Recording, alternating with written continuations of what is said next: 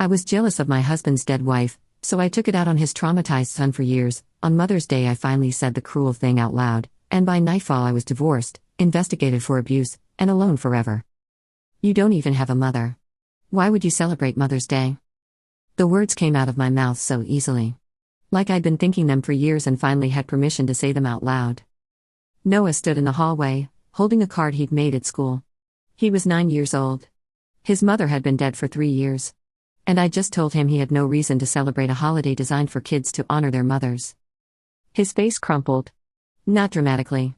Just this small, quiet collapse. Like I confirmed something he'd always suspected but hoped wasn't true. I made this for you, he whispered, holding out the card. I didn't take it. I'm not your mother, Noah. We've talked about this. My husband Daniel appeared in the doorway behind me. I didn't know he was there. Didn't know he'd heard everything. What did you just say to my son? I'm writing this from a hotel room because I don't have a home anymore. I don't have a husband. I don't have a family. I have a 6-year-old daughter who keeps asking why Daddy won't talk to Mommy, and I have to lie to her because I can't tell her the truth. The truth is I destroyed a child. Methodically. Deliberately. For 3 years. And I didn't even realize how much I enjoyed it until it was too late. Let me go back.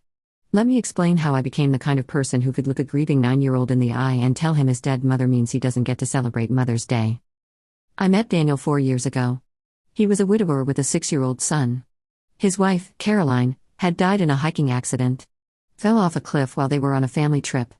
Daniel and Noah had watched it happen. Daniel was devastated. Noah was traumatized. They were both in therapy when I met Daniel at a work conference. He told me about Caroline on our 3rd date. How perfect she'd been. How much he missed her. How Noah still had nightmares about watching her fall. I should have walked away then. I should have recognized that I was entering a situation I wasn't equipped to handle. But Daniel was successful and handsome and stable. And I was a single mother struggling to make ends meet with a 2-year-old daughter. He represented security. A better life. A father for Grace. So I ignored every red flag and pushed forward. Meeting Noah was awkward. He was quiet and watchful. He didn't talk much. When he did, he had this nervous habit of touching his ear, like he was checking to make sure he was still real. He's been through a lot, Daniel explained. The therapist says he's making progress. He just needs time and patience. I had neither. Noah didn't warm up to me. I didn't warm up to him. We existed in this polite, strained tolerance while Daniel desperately tried to blend our families. Grace, on the other hand, loved Daniel immediately. He bought her toys, played with her, gave her the attention I never had time to give because I was working 2 jobs. I started to resent Noah for not being as easy as Grace. For not being grateful that his father had found someone new. For keeping photos of Caroline in his room. For talking about Mommy like she was still alive. Daniel and I got married when Noah was 7 and Grace was 3. We moved into a new house. Fresh start for everyone. That's when things got bad. Noah started having more nightmares. The new house, the new family, the new stepmother who clearly didn't like him. It was too much. He'd wake up screaming 2 or 3 times a week. Daniel would rush to his room. I'd lie in bed, furious that my sleep was being interrupted. He needs to get over this, I told Daniel one night after a particularly bad episode. It's been 2 years. He can't keep using his mother's death as an excuse. Daniel looked at me like I'd slapped him. Excuse for what? For attention. For special treatment. For keeping you from moving on. He's a child who watched his mother die. There's no timeline for grief. Well, maybe if you stop babying him, he'd toughen up. I can see Daniel's face now, looking back. The way his jaw tightened. The way he chose his next words carefully. He needs patience and love. Not tough love. Just love. I'm trying, I lied. I wasn't trying. I was actively making things worse. Grace started to pick up on my attitude toward Noah. Kids are perceptive that way. She learned that Mommy didn't really like Noah, so she didn't have to either. She started saying cruel things. My mommy is alive. Your mommy is dead. Daddy loves me more because I'm not sad all the time. You're not really part of our family. I should have corrected her. Should have taught her empathy and kindness. Instead, I let it happen.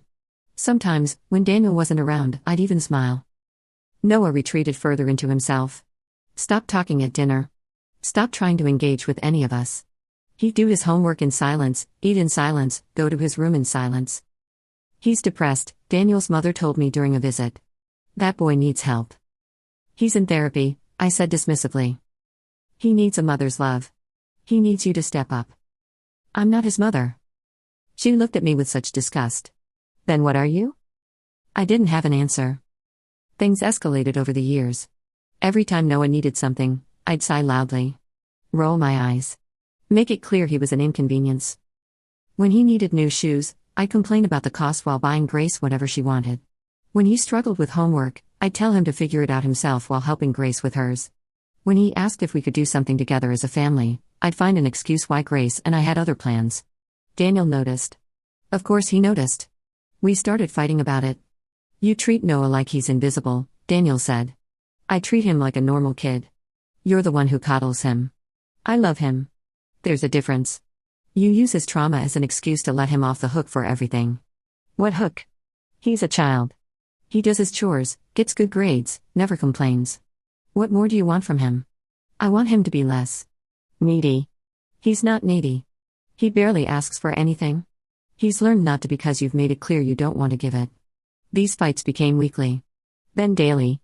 We'd scream at each other after the kids were asleep. He'd defend Noah. I'd defend my right to have boundaries with a child who wasn't mine.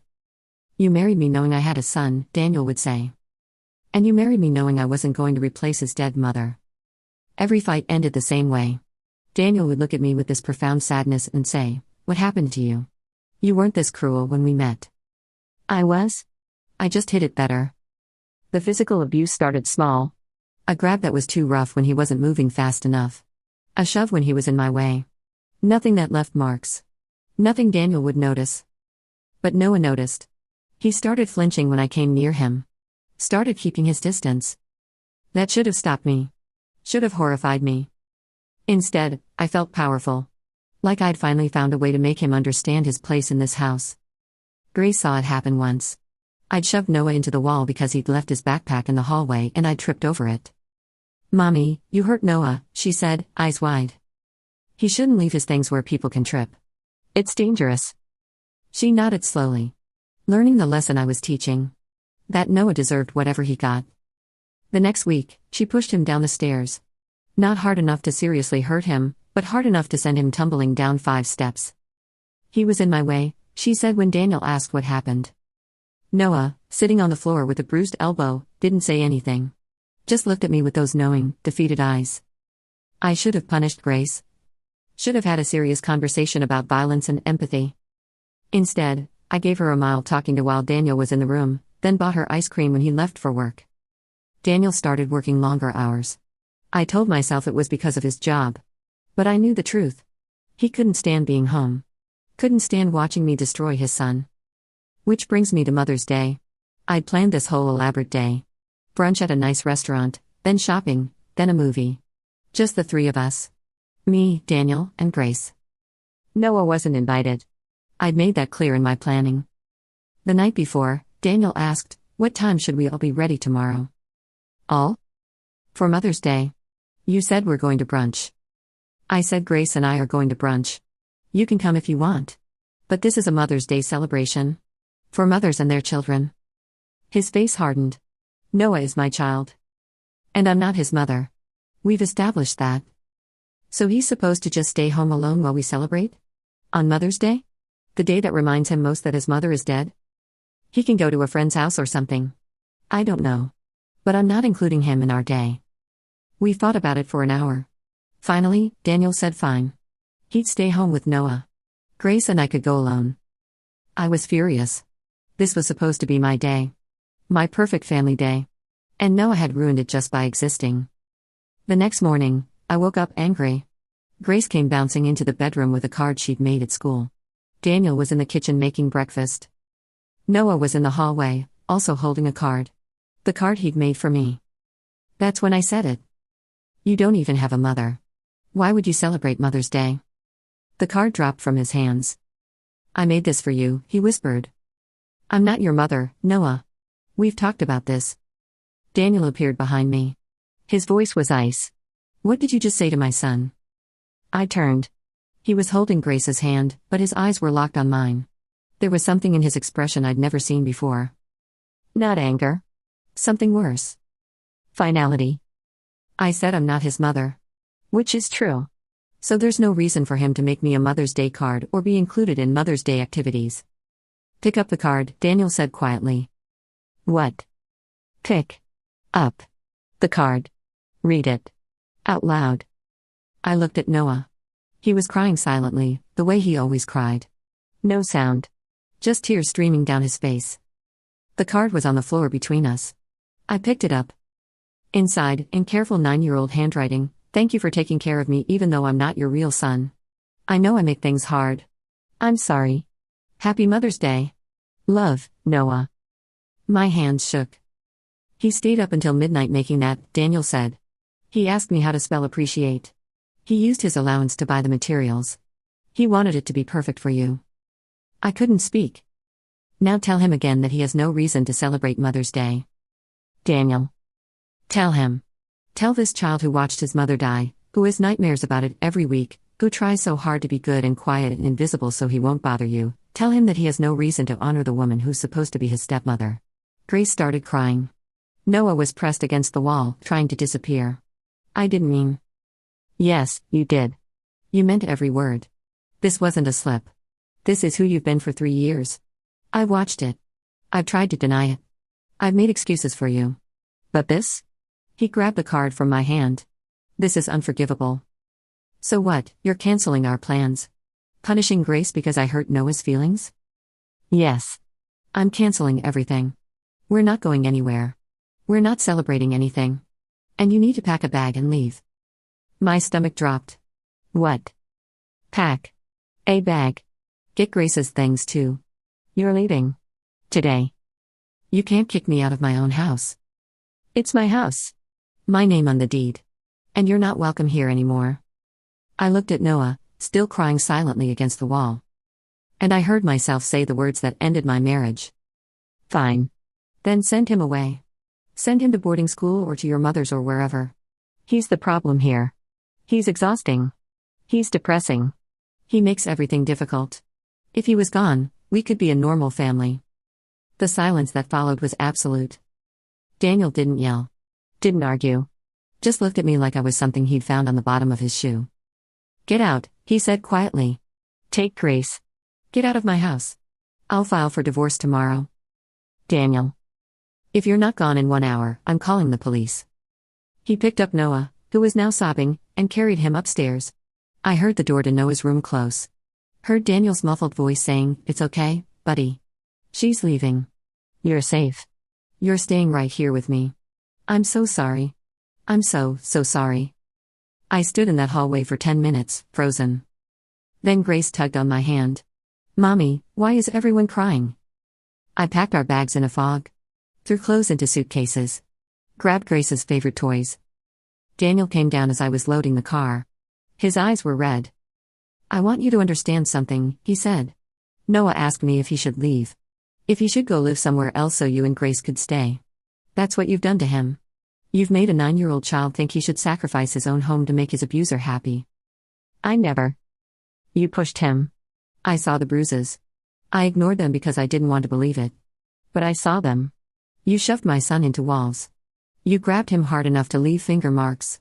You allowed Grace to hurt him. You are an abuser." The word hit me like a physical blow. Abuser. "I'm filing a police report," Daniel continued. "I'm documenting everything. Every bruise. Every cruel word. Every time you withheld food or love or basic human decency from a traumatized child. And I'm making sure you never have unsupervised access to Grace until you get serious help. You can't take my daughter. Watch me. I have 3 years of evidence. Teachers who've noticed Grace's cruel behavior. My mother who's tried to intervene. Noah's therapist who's documented the abuse. You're not fit to parent either of these children." I got in my car. Grace was crying in the backseat, confused and scared. "Mommy, where are we going?" "A hotel, baby. Just for a few days." But I knew it wasn't for a few days. I watched Daniel's house get smaller in my rearview mirror and realized what I'd done. I tortured a child for 3 years because I couldn't handle his grief. I taught my daughter to be cruel. I destroyed my marriage. And I'd lost everything. The hotel room cost $89 a night. I could afford maybe a week before my credit cards maxed out. Grace cried herself to sleep that first night, asking for Daddy. I lay awake staring at the ceiling, replaying Daniel's words. You are an abuser. I wanted to deny it. Wanted to convince myself he was overreacting. That I'd been strict, not abusive. That Noah was too sensitive. But the bruises were real. The shoves were real. The deliberate cruelty was real.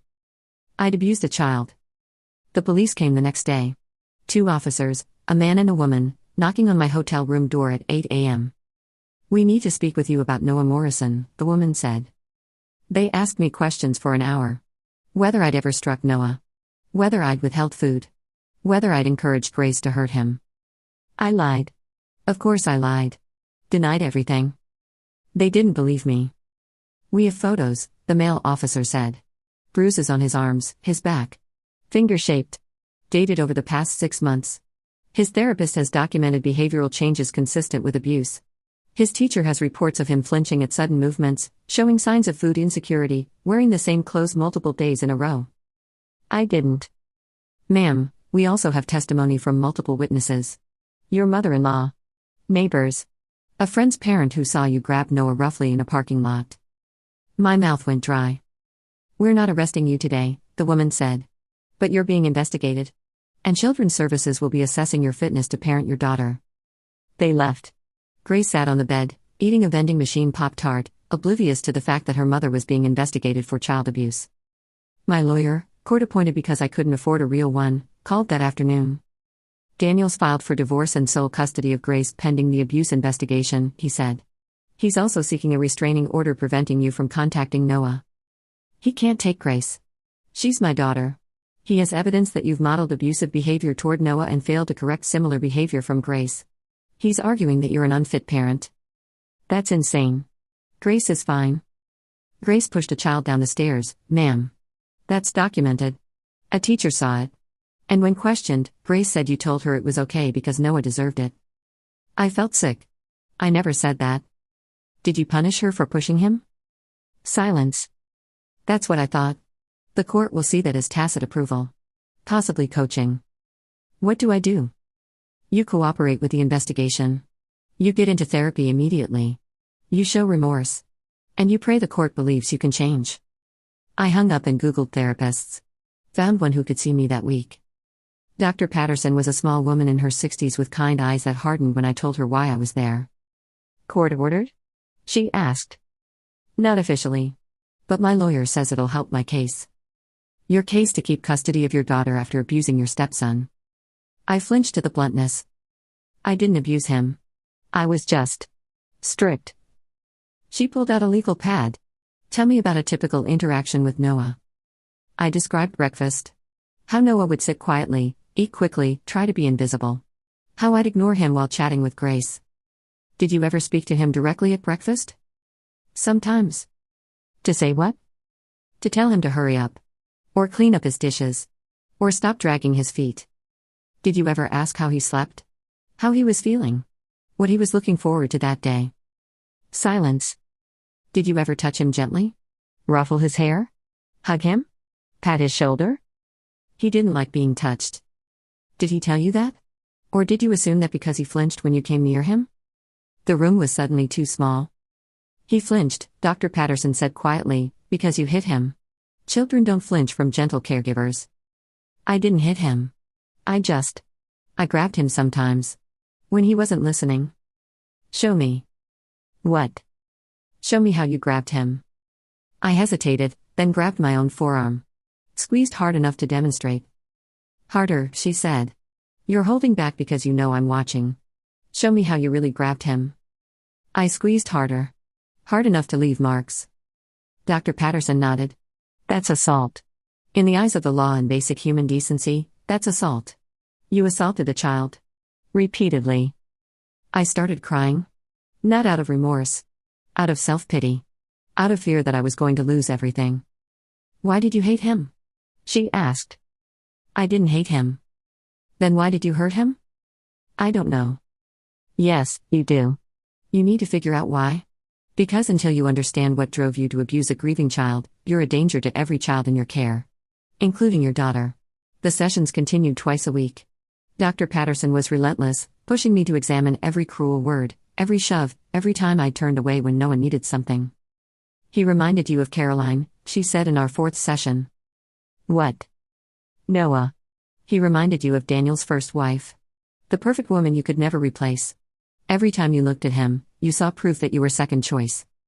It hit me like a truck because it was true. He looked like her, I admit it. Same eyes.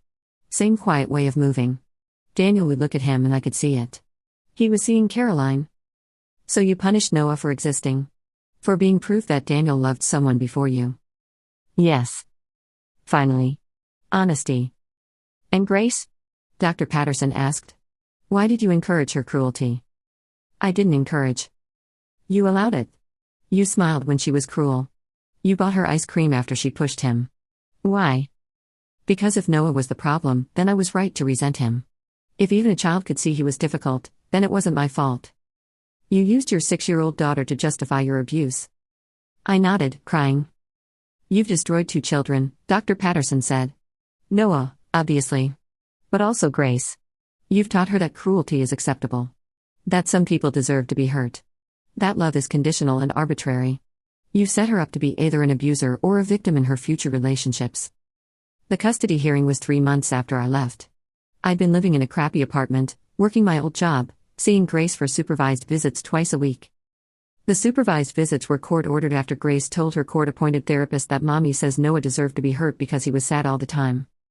During visits, a social worker sat in the corner, taking notes. Watching every interaction between me and my daughter. Grace was different. Quieter. More watchful. She'd started having nightmares. She's confused, her therapist told me. She doesn't understand why she can't live with both parents. Why her behavior toward Noah was wrong when you implied it was right. She's displaying signs of anxiety and behavioral issues. I can help her.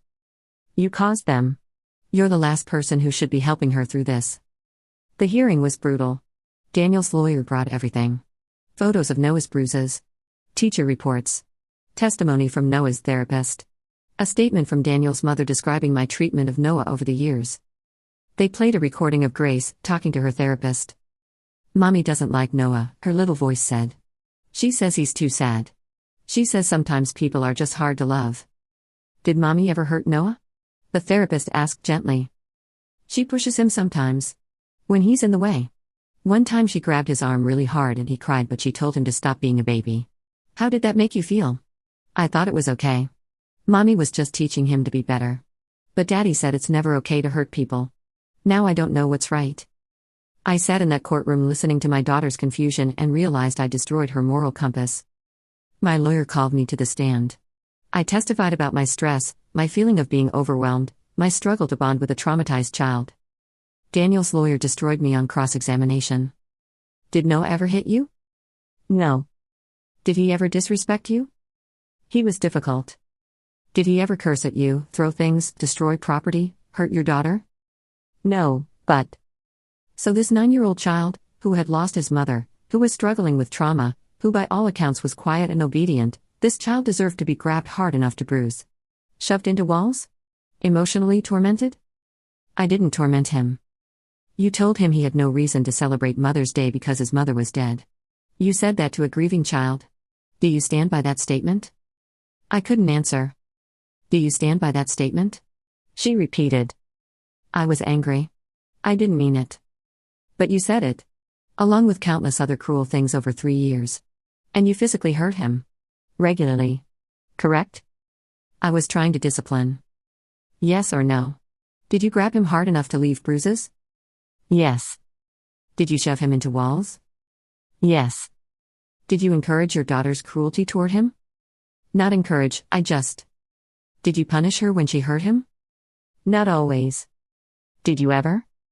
Silence. Let the record show the defendant did not answer. No further questions. The judge gave Daniel primary custody. I got supervised visitation every other weekend pending completion of therapy and parenting classes. The restraining order against contacting Noah was granted and extended for 5 years. I walked out of that courthouse having lost my daughter, my home, and any claim to being a decent human being. The supervised visits continued. Grace was slowly improving with therapy, but she was wary of me now. Careful about what she said. I miss Daddy, she said during one visit. I know, baby. I miss Noah too. That surprised me. Really? He's nice now. We play games together. He helps me with homework. He doesn't cry as much anymore. Noah was healing. Now that I was gone. That's good, I managed. Daddy says you're sick and that's why you were mean to Noah. Are you getting better? Out of the mouths of babes. I'm trying.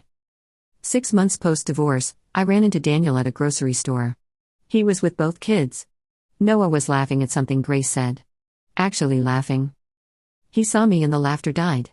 He moved closer to Daniel, who put a protective hand on his shoulder. Grace saw me and waved. Hi, Mommy. Daniel's face was stone. He didn't acknowledge me. Just steered both kids toward a different aisle. I stood there, alone with my cart of frozen dinners and cheap wine, watching my daughter disappear around a corner with the family I used to be part of. The family that was better without me. Dr. Patterson asked me in our next session how it felt. Seeing them happy without me? Yes.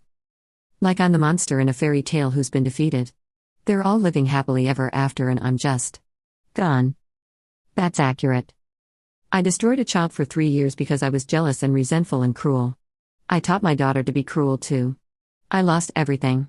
And they're all better off. Yes. Is there any coming back from this? She was quiet for a long time. For you? Maybe. With years of intensive therapy. With genuine change. But for them? For Noah? No. You can't undo 3 years of abuse. You can't give him back his sense of safety.